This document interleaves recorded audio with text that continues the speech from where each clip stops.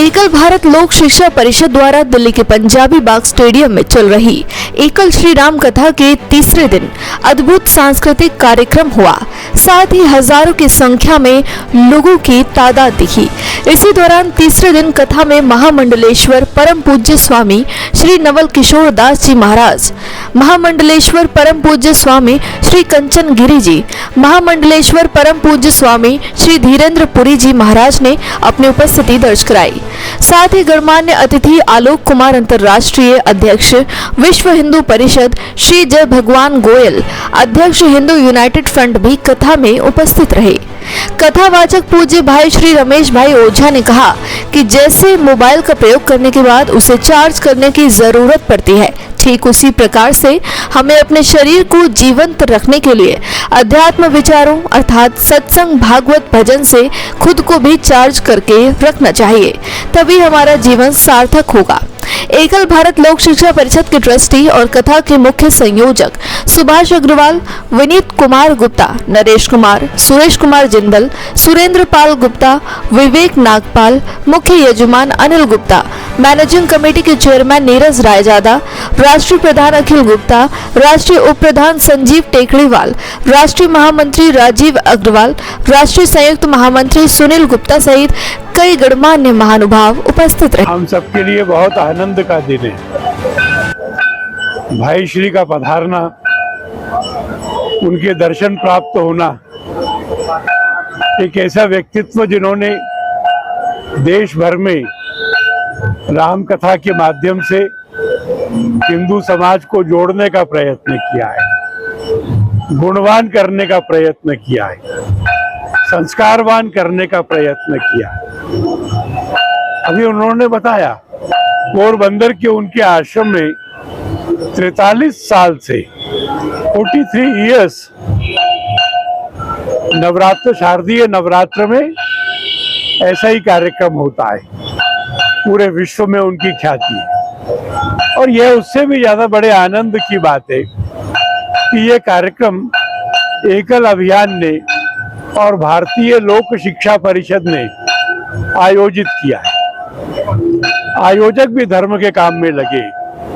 देश भर के 1 लाख गांवों में एकल विद्यालय, ग्रामों का संपूर्ण विकास, गौ माता की वृद्धि और सतत सेवा, उन लोगों ने, उन तपस्वियों ने यह कार्यक्रम आयोजित किया। आयोजक भी श्रेष्ठ है, वक्ता भी पूज्य है। मुझे विश्वास है कि इस कथा से हम सब लोगों को राम जी के जीवन का अनुसरण करने की प्रेरणा मिलेगी। जय श्री राम।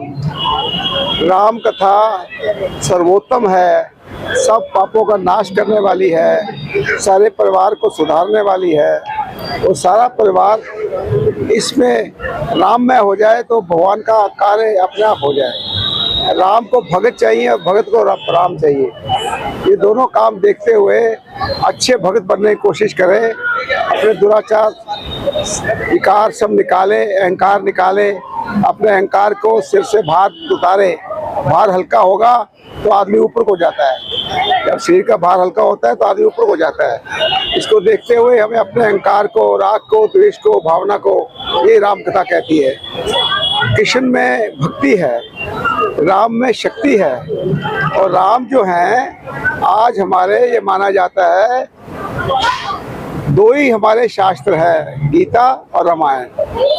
गीता के अध्यक्ष जो है कृष्ण भगवान है, रामायण के हमारे राम जी हैं। इन दोनों को अगर हम अपने अच्छी तरह तन्मय से पढ़ लें तो आपका भला हो जाए, उद्धार हो जाए, जीवन में कभी किसी चीज का विकार नहीं जाए। धन्यवाद। एकल श्री राम कथा रमेश भाई जी के द्वारा बहुत ही एक ऐसा सुंदर सराहनीय कार्य है जो राम कथा भी है और यह भी जानकारी है कि जो हमारे वनों में वनवासी जो भाई बंद बच्चे हमारे रहते हैं उनको शिक्षा के लिए जो BLSP के द्वारा कार्य किया जाता है उसकी जानकारी के लिए और राम की जानकारी के लिए बहुत ही सुंदर एक विषय है। एकल हमेशा लोगों को जोड़ने का काम करती है, तो इस पर आप क्या कहना चाहिए? जी, ये निसंदेह एकल ने ऐसे पूरे भारत को ही एक तरफ से इसको जोड़ा है सही मायने में, और ऐसी ऐसी जगह जो शिक्षा जहाँ कहीं दूर दराज के एरिया में नहीं पहुंच पाती वहाँ इसने ऐसे शिक्षा का कार्य पहुंचाया है जो कि सभी लोग इससे बड़े अच्छे तरीके से शिक्षित होते हैं और या जुड़ना चाहते हैं या काफ़ी अच्छा। नहीं, यहाँ पर भीड़ तो आप देख ही रहे हैं, खुद भी आप देख रहे हैं हर कितने लोग बाग आ रहे हैं और कितना इसका मतलब मेरे ख्याल से जागरूकता बढ़ेगी। राम कथा करने का हमारा उद्देश्य है कि लोग बाग धर्म से हमारे संस्कार से जुड़े, उसके लिए ही हम कर रहे हैं और वो हमें काफ़ी हद तक सफलता मिल रही है। एकल के बारे में क्या कुछ कहना चाहिए? एकल के बारे में एक एकल स्कूल है तो वन टीचर स्कूल का विवेकानंद जी का कंसेप्ट है, उसी हिसाब से चल रहे हैं। बड़े दूर दराज एरियो में चल रहे हैं। हम लोग शिक्षा के साथ संस्कार दे रहे हैं जिसकी आज की तारीख में भारतवर्ष को बहुत जरूरत है। और एक स्कूल का 30,000 रुपये पर ईयर का खर्चा है सिर्फ, उसमें 30 बच्चे आप पढ़ा रहे हैं। वो स्कूल आपको गोद ले लेते हैं, आपको यूनिक नंबर देगा, आपको उसके बारे में सारी क्लैरिटी आएगी। मतलब आप समझो कि आप ही का स्कूल है वो। तो ऐसी ट्रांसपेरेंसी कहीं और किसी ऑर्गेनाइजेशन में नहीं है। क्या कहना चाहिए? मेरा नाम राजीव अग्रवाल है, मैं राष्ट्रीय महामंत्री हूँ भारत लोक शिक्षा परिषद में, जो कि आयोजक है इस आयोजन का।